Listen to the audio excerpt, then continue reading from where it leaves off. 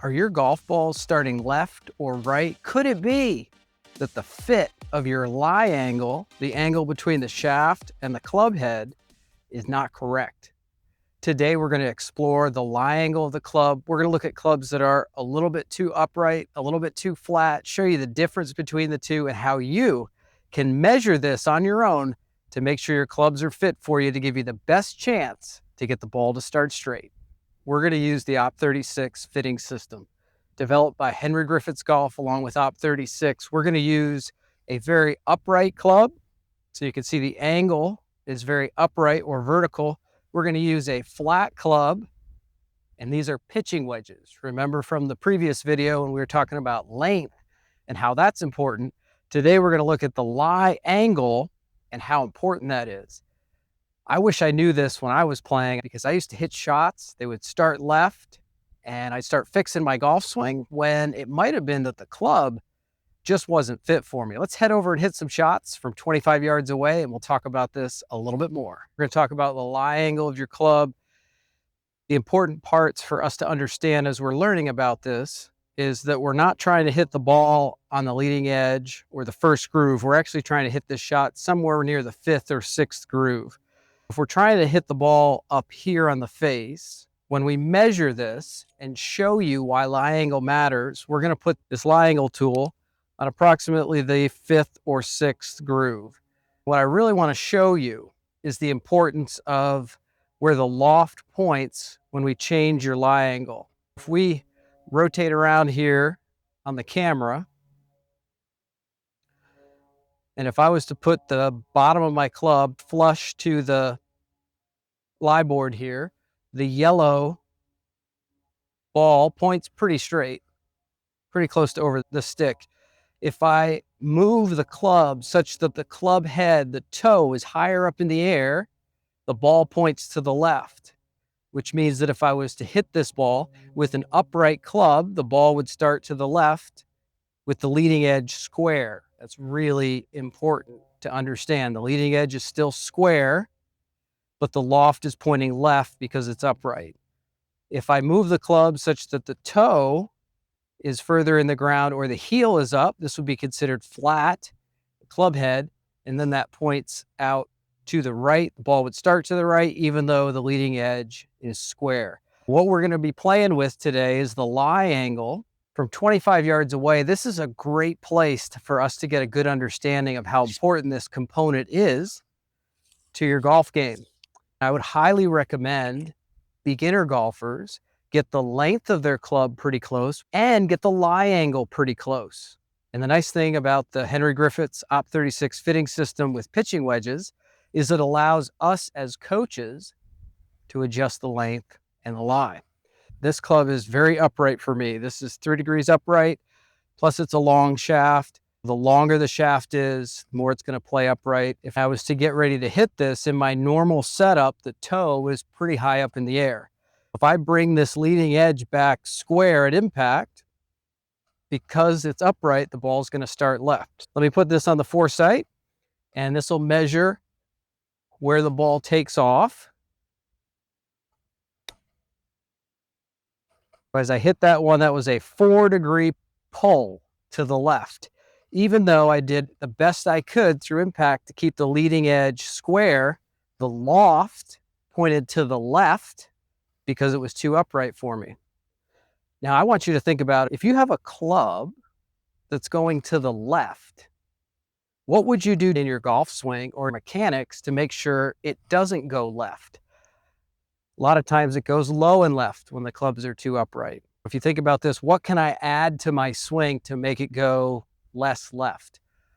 I could change the ball position. You might see some folks that have clubs that are too upright for them. They start to move the ball back, which allows them to catch the ball a little bit more on the outward swing, which would make the ball go less left. I've seen folks start to develop in their swing, holding on to the handle and keeping the face open too long. They can't transfer the energy into the ball. They're just trying to get it to go straight because the club is too upright for them. You also see grip changes. If there's a normal grip, folks tend to gravitate towards a weaker or open face grip because they don't want the ball to go to the left. There's many other variables that people can change, but if you do have a club that is built for you, that is going left, you're gonna make some adjustments. And many times it's adjustments that do not help you even from 25 yards, that get even worse for your game. If you've got a weaker grip because the ball's going to the left because of the club and you're trying to get it not to go left, by the time you get to driver, swinging it as fast as you can with a weaker grip, you're gonna lose distance. You might even get balls that curve to the right because your irons are too upright. Let's grab the club that's a little bit flatter for me. As I go to hit this club, the heel is higher up in the ground. The loft is going to point to the right, even though the leading edge is straight for me. As I get ready to hit this shot on the foresight, I'm going to try as best as I can to go right over that stick. And that started to the right. That was an 11-degree push. We try that one more time and try to get a little bit better contact. Again, trying to go right over that white stick. There we go. That one started 6 degrees to the right. That was an example of a club that's too upright for me. Now I'm going to use my club, which is pretty close to being fit for me. And if I set this one up and I'm getting ready to hit, I'm trying to keep the leading edge fairly square, if anything, just a touch open. Start right over the stick. And that was pretty close, just a couple degrees to the left. Let's bring back the lie board so you can see this a little bit more. A great way to look at this is from this view from down the line. Remember, we're not trying to hit the ball on the leading edge. We're trying to hit it high up on the face, like 5 grooves.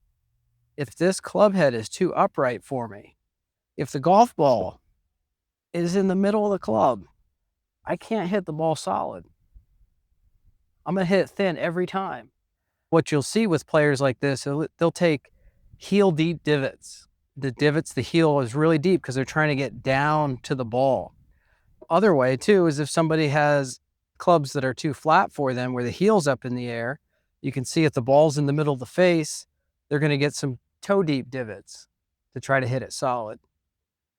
Also, when you look at wear marks, I'm not sure if you can see this on my club, but the wear mark is pretty close to the center of the face. If somebody had a wear mark in the heel, that sometimes tells you that the club is too upright, club head, toe up in the air, because that's the only place they can hit it solid, is in the heel. Also, same thing in the toe. If you see your clubs, if you look at them and their wear marks are in the toe or the heel, yeah, it could be your golf swing. It could be something you're doing, but it also could be that the clubs aren't fit for you. I think this is a great view to look at. If you were to actually get fit, full swing wise, we'll do another fitting video when we get back to 100 yards, 150 yards, 200 yards. If you were to actually get fit, you'd use one of these lie boards. When you hit the ball,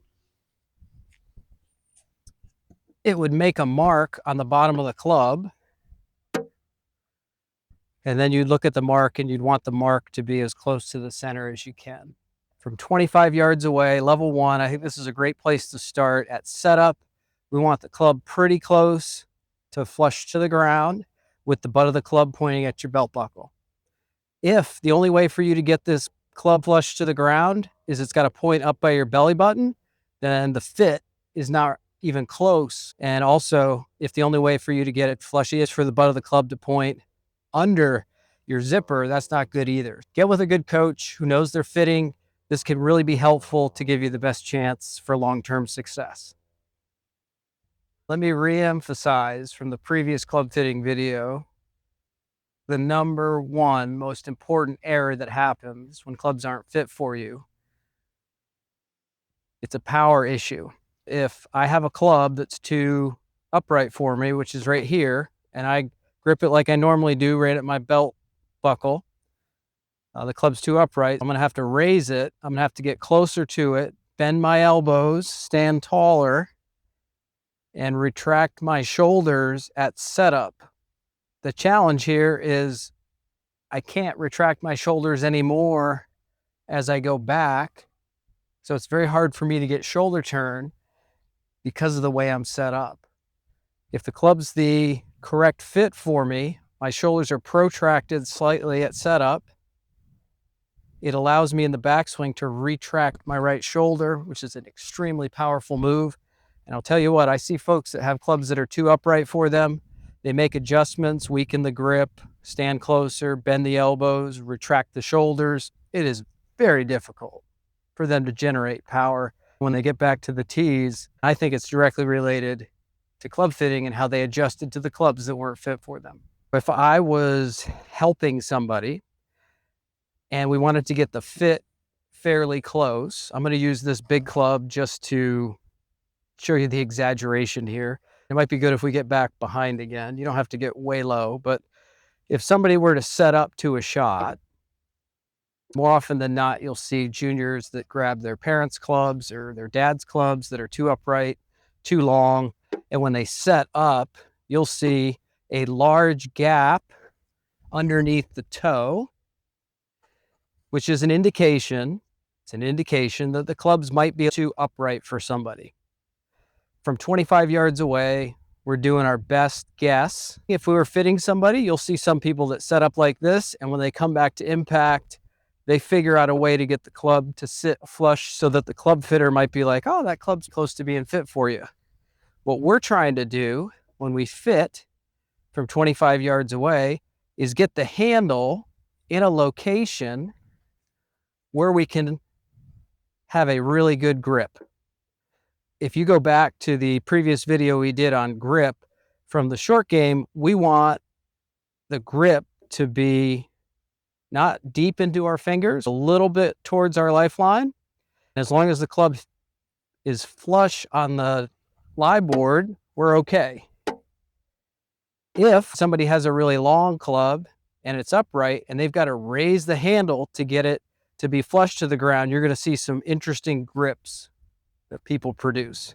We think it's really important to get the lie angle correct to give you the best chance to get the ball to go where your swing is telling it to go. This is really important. If you've got a golf swing that is fairly neutral, you want the club to give you good shots. If the ball goes offline, I know that's because something I did in my swing to do that. It wasn't the club's fault. Whereas if I grab this upright club again, this is probably the most important part of this video. If I grab this club that's too upright for me and I make a good golf swing and return the leading edge to square and the ball goes low left, as a player, as a coach, you're like, did the ball go left because of the equipment or because of the player? Something in their swing. More often than not, folks will not look at their equipment. They'll look at their swing and go, gosh, that went to the left. We need to change something. Let's make sure that we swing out more. We don't want the ball to pull. Once you start creating some of these exaggerated habits, it's going to be really hard to get rid of them. I strongly recommend get fit for your clubs. Even if you're starting out level 1, even if you're a beginner, get fit. Get the length correct for you. Get the lie angle as close as you can. That'll give you the best chance for success. I hope this video was helpful for you. If you have any questions, please leave them in the comments below. I'm happy to answer those. If you need even more details, find a local Operation 36 coach near you.